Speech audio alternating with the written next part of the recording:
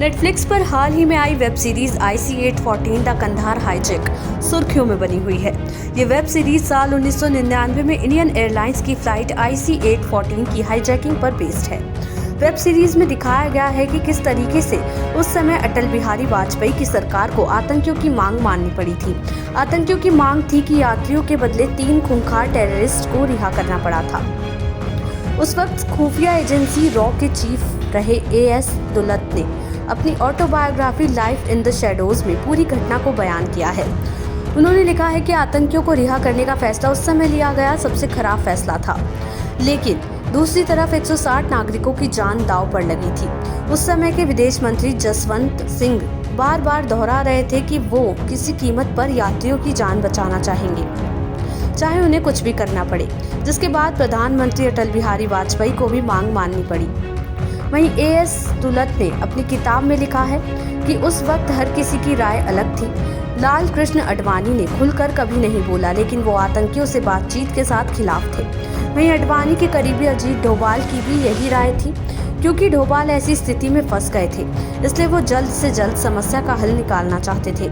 इसके अलावा AS दुलत ने लिखा कि इन दोनों के अलावा एक और शख्स था जो किसी कीमत पर आतंकियों की रिहाई नहीं चाहता था। वो थे जम्मू कश्मीर के तत्कालीन मुख्यमंत्री फारूक अब्दुल्ला। जब क्राइसिस मैनेजमेंट ग्रुप की तरफ से अब्दुल्ला तक आतंकियों को छोड़ने की खबर पहुंची तो वो भड़क गए। उन्होंने कहा कि केंद्र सरकार बहुत बड़ी गलती करने जा रही है। इस सब के बीच फारूक अब्दुल्ला तत्कालीन राज्यपाल गिरीश चंद्र सक्सेना से मिलने पहुंचे।